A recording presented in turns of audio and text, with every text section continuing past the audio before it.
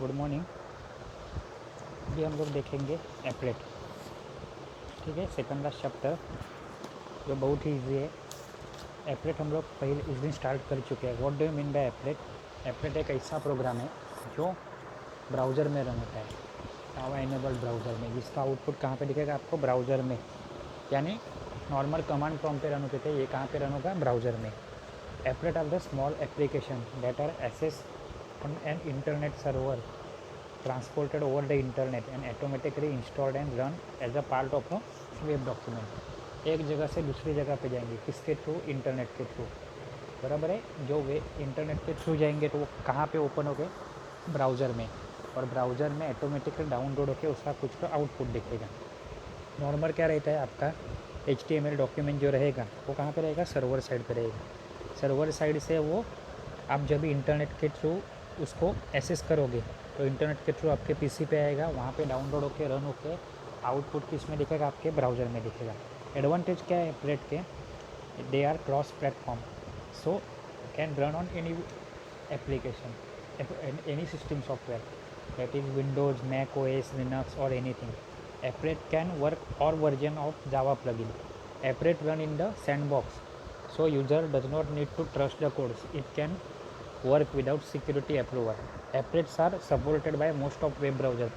बहुत सारे applet support करते हैं किसे? ब्राउज़र सपोर्ट करते हैं किसे? एप्लेट को।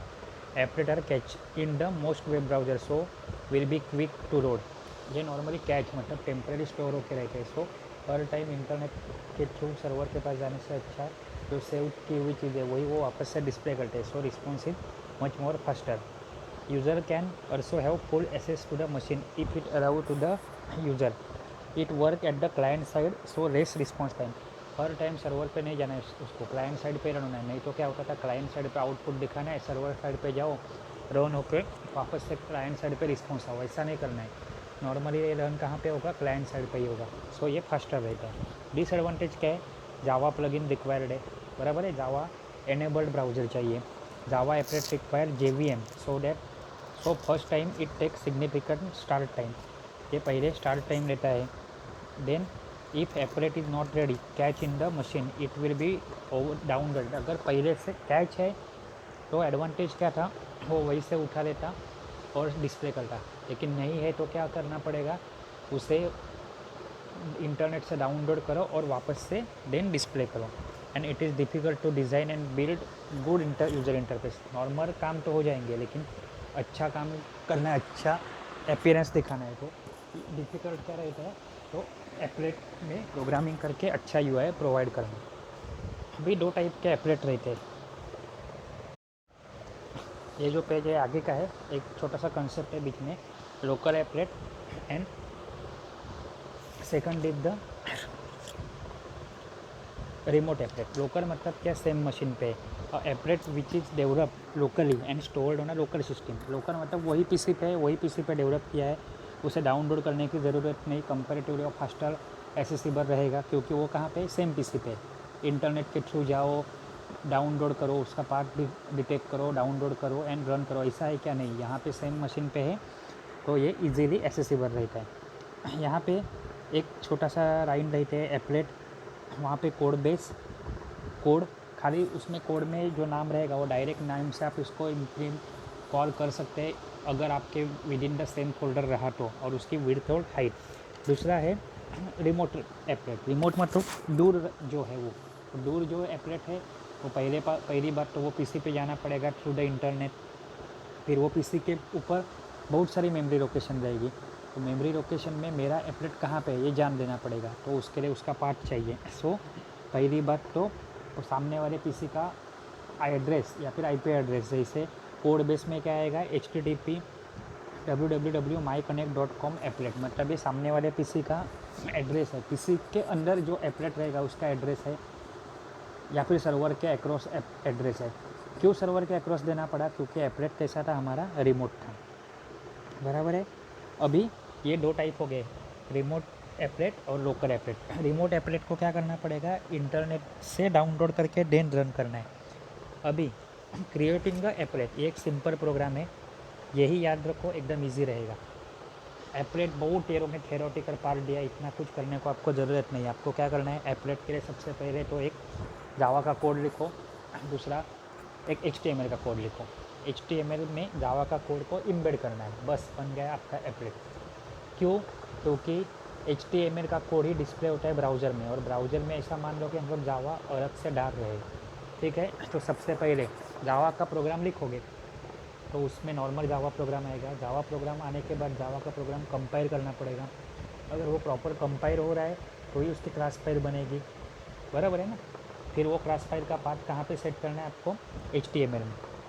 सामने देखो एक हेलो वर्ल्ड एप्लेट नाम का क्लास है जावा का, इसमें अभी इंपोर्ट देखो क्या किया है, java.applet.style मतलब एप्लेट नाम के पैकेज के सारे क्लासेस को इंपोर्ट किया है। दूसरा java.awt.graphics मतलब जावा में जो AWT नाम का पैकेज है उसमें से ग्राफिक्स वाला क्लास को इंपोर्ट किया है। अगर मुझे अच्छे से मालूम नहीं है कि किसे इंपोर्ट करना है तो मैं क्या कर लूँगा, java.awt.star मतलब AWT पैकेज में जितने भी क्लासेस है, इंटरफेसेस है, वो सारे के सारे कहाँ पे आ जाएंगे, आपके प्रोग्राम में आ जाएंगे। अभी पब्लिक क्लास यहाँ पे देखो, hello world applet expanse applet, ये प्रोग्राम क्या नाम से सेव होगा, हेलो वर्ल्ड एप्लेट। एक डिफरेंस क्या है, आपके अभी तक के प्रोग्राम में क्या रहता था, पब्लिक स्टैटिक वॉइड मेन। यहाँ पे पब्लिक स्टैटिक वॉइड मेन नहीं रहता है। यहाँ पे इंपॉर्टेंट मेथड कौन सी रहती है, पेंट मेथड रहती है, जो दिख रही है आपको सामने, public void paint. With in bracket क्या पास किया है, ग्राफिक्स जी। अब ये ग्राफिक्स कहाँ से आया, ऊपर हेडर फाइल में जो ग्राफिक्स नाम का क्लास है उससे पास किया, और जी मतलब उसका ऑब्जेक्ट है, ऐसा ही लिखना है।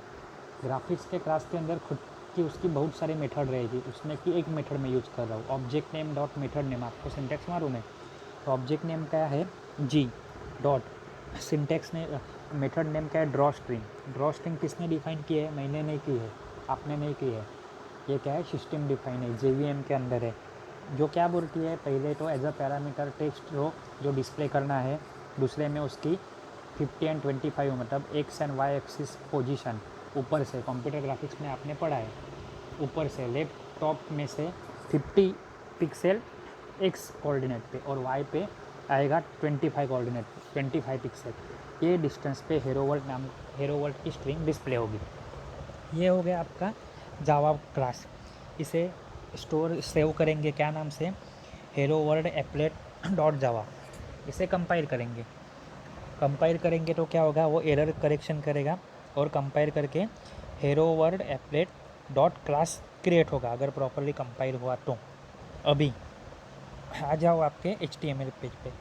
HTML आपने पढ़ा है, HTML ओपनिंग क्लोजिंग टैग किया, HTML हेड टैग, टाइटल में हेलो वर्ल्ड लिखा, बॉडी में क्या कर रहा है, दिस इज़ अ एप्लेट, और ये लाइन आपको लिखनी ही, applet code base equal to classes, code equal to hello world applet dot class, and height and width दी है, विड्थ कितनी दी है 200, एंड हाइट कितनी दी है 200।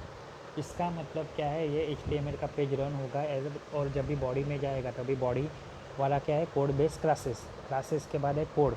कोड कौन सा रिफर करेगा, अपने पास बहुत सारे क्लासेस है, लेकिन हम लोग को क्या डिस्प्ले करना है, हेलो वर्ल्ड एप्लेट वाला क्लास डिस्प्ले करना है। तो hello world applet dot class, class क्यों बना, क्योंकि वो पहले कंपाइल हो चुका है प्रॉपरली, वो कंपाइल हो चुका है, लेकिन वो कंपाइल होकर आउटपुट क्या देने वाला है, हेलो वर्ल्ड देने वाला है। वो कहाँ पे देगा, वो विंडो में 50 और 25 एक्स और वाई कोऑर्डिनेट पे, और ये जो एप्लेट डिस्प्ले है उसकी हाइट एंड विड्थ कितनी रहेगी, 200 बाय 200।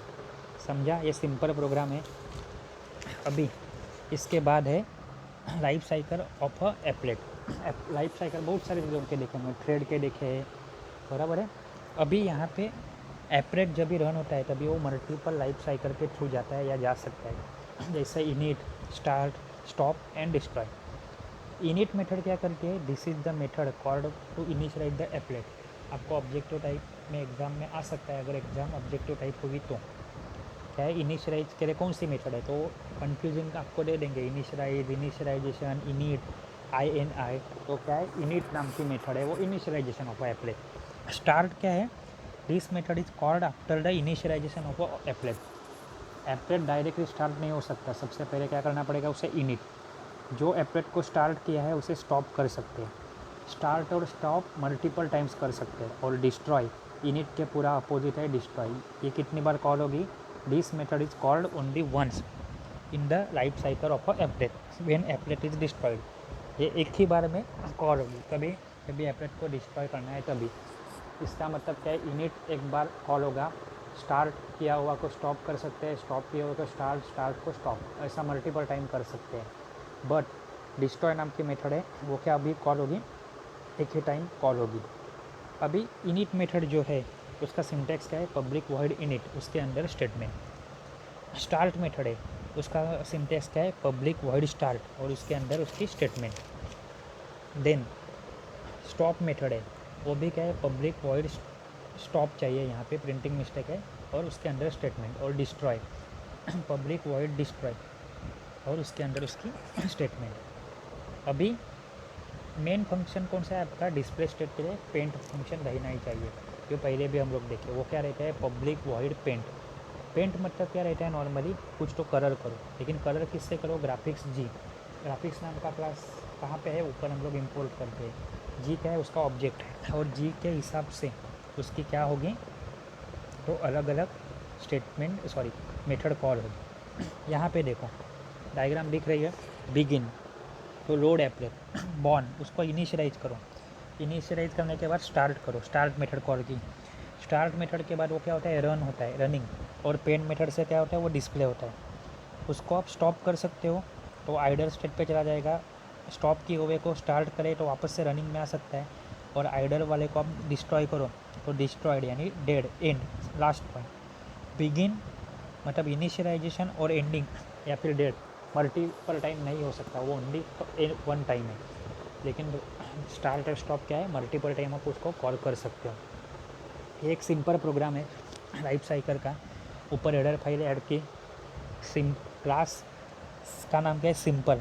वो एक्सटेंड किसे कर रहा है, एप्लेट को। एक बफर लिया, इनिट, इनिट में मैं बफर लिया और इनिट में मैं ऐड आइटम किया इनिशियलाइजिंग करके, उसके बाद स्टार्ट कर रहा हूँ, उसके बाद स्टॉप में मैं ऐड आइटम कर रहा हूँ, फिर स्टॉप कर रहा हूँ, फिर डिस्ट्रॉय कर रहा हूँ। अभी private void add item string new word, जो वर्ड वहाँ पे आएगा वो क्या होगा, वहाँ पे पास होगा, और न्यू वर्ड के हिसाब से रीपेंट मतलब जो एवरी टाइम आगे आगे बढ़ेगा। वैसे पहली बार में तो वो इनिशियलाइजिंग आएगा, फिर स्टार्टिंग आएगा, रीपेंट, पेंट क्या, पेंट एक ही बार पेंट करेगा। रीपेंट मतलब नई नई वैल्यू, बफर में से पुरानी वैल्यू हटा दो, नई वाली पैरामीटर एक्सेप्ट करके वो वैल्यू डिस्प्ले करो, बराबर है। ये इतना इम्पोर्टेंट प्रोग्राम है नहीं। अभी आगे देखो, HTML टैग, ये आपको खाली आप जान के रखो, बराबर है। इसके पहले क्या है कि आप अगर एप्लेट का प्रोग्राम रहता है आपका, तो उसमें क्या करना था, रन कैसे करने का। सबसे पहले तो एक जावा फाइल बनेगी, जावा क्लास, उसको कंपेयर करने के बाद पहले हेलो वर्ल्ड डॉट जावा, एक एग्जांपल के लिए हेलो वर्ल्ड डॉट जावा यानी ये नोटपैड में फाइल बनेगी, उसको कंपेयर करोगे तो प्रॉपरली वो कंपेयर कैसे होगा, hello world dot class file बनेगी उसकी, यानी बाइट कोड वाली क्लास फाइल बनेगी जो अब तक बनती थी वैसे। उसके बाद HTML फाइल में हम लोग कोड बेस, कोड में क्या लिखते हैं, क्लास का नाम पास करते हैं। ये करने के बाद प्रोग्राम रन करना है, तभी मैं क्या यूज़ करता हूँ, एप्लेट व्यूअर यूज़ करता हूँ। क्या लिखना रहता है आपको, एप्लेट व्यूअर। और जावा का प्रोग्राम का नहीं तो नॉर्मल प्रोग्राम कैसे करते थे, javac program name dot Java तो कंपाइल होता था, जावा एंड प्रोग्राम नेम तो रन होता था। अभी यहाँ पे ऐसे नहीं करना है, यहाँ पे क्या करना है, एप्लेट व्यूअर, और जो HTML की फाइल है उसका नाम पास करना है। वो फाइल कोई भी नाम से बनाओ, अपने लॉजिकल नाम के लिए यहाँ पे हेलो वर्ल्ड HTML बनाई, तो हेलो वर्ल्ड HTML के अंदर रेफरेंस किसका रहेगा, क्लास फाइल का। कौन सी class file, hello world class. Hello world class किसकी फाइल है, हेलो वर्ल्ड डॉट जावा की। तो ये प्रोग्राम कैसे रन करना है समझा। मेरे जावा कोड लिखो, उसको कंपाइल करो, क्लास फाइल बनेगी, वो पास करो HTML फाइल में। जो नाम से HTML फाइल बनाओगे तो उसके लिए क्या है, एप्लेट व्यूअर, और वो फाइल नेम डॉट HTML। अभी है आपका क्या है, HTML टैग। तो अलग अलग टाइप के टैग है, वो टैग यूज़ कभी होते हैं, क्या काम के, एक बार शॉर्ट में देख लो। ये देखो यहाँ पे पूरा एक्सप्लेनेशन, एप्लेट, उसके बाद है कोड बेस, कोड, अर्थ, name, width, height, align, vspace, space, param name and applet, alternate HTML, code base. This is क्या है, ऑप्शनल एट्रीब्यूट, ज़रूरी नहीं है। The specify the base URL of the applet, the directory और folder that contains the applet code. Applet code कहाँ पे, directory, ये क्या करता है, ये code URL, code base URL बोलते हैं code, that is the applet file. Applet file मतलब कौन सी, जो आपकी जावा फाइल कन्वर्ट होके क्लास फाइल बनी है वो वाली। नेम, एप्लेट इंस्टेंस नेम, ये ज़रूरी नहीं रहता इतना, बराबर है। This is optional attribute specify the name of a applet instance which make it possible for applet on the same page to find. Width pixel में रहती है, बराबर है, सेंटीमीटर नहीं, मीटर नहीं, इंच में रही। विड्थ किस में रहेगी, पिक्सल में रहेगी। हाइट भी किस पे रहेगी, पिक्सल में रहेगी। अलाइनमेंट, अलाइनमेंट मतलब कहाँ पे डिस्प्ले होगा, लेफ्ट में, राइट में, बॉटम में, बेस लाइन पे, एब्सोल्यूट मिरर, टेक्स्ट, टॉप, कहाँ पे है, इसके लिए क्या रहता है, alignment. This is optional attribute specify the alignment of a applet. This is possible value, the possible value of attribute are. कौन सा इमेज टैग के लिए लेफ्ट में जाएगी, right, top, text, top, middle, absolute middle, base line, bottom, base absolute bottom यानी ABS bottom. बाद में V space H space, ये भी क्या इसमें है, पिक्सल में, ये भी ऑप्शनल फील्ड है, बराबर है। It specifies the number of pixel above and below the applet and each side of a applet, मतलब हॉरिजेंटली और वर्टिकली भी, बराबर है। ये सेम किसके जैसा है, आपको HTML इसके लिए अच्छे से आना चाहिए। HTML का रेफरेंस लो। इमेज अगर या फिर टेबल में स्पेसिंग रहता है कि जो कंटेंट डिस्प्ले हो रहा है वो विंडो से या फिर बॉर्डर से कितने डिस्टेंस पे है, तो वर्टिकल और हॉरिजॉन्टल स्पेसिंग। और लास्ट में क्या है, param name equal to applet parameter 1 और value equal to value. These tags are only way to specify applet specific parameter. Applet read user specified value for parameter with the get parameter method. कहीं पे parameter है वो पढ़ने हैं तो क्या है, गेट पैरामीटर। इसका प्रोग्राम जब भी आएगा तभी आपको और ये अच्छे से समझ में आएगा। नेक्स्ट लेक्चर में हम लोग क्या देखेंगे, अलग अलग कंट्रोल को ऐड करना, लेबल, चॉइस कंट्रोल, बराबर है। बाद में हेडिंग लिस्ट, टेक्स्ट फील्ड, इसकी प्रॉपर्टी और सिंपल प्रोग्राम है। ट्राई करेंगे ये वीक में हमारा ये चैप्टर ख़त्म हो जाए, फिर लास्ट चैप्टर नेक्स्ट वाले वीक में ख़त्म हो जाए। अच्छे से पढ़ो, यूट्यूब की भी लिंक देखो, अलग अलग लिंक खुद से भी देखो, सिलेबस बहुत वास्ट है। Thank you.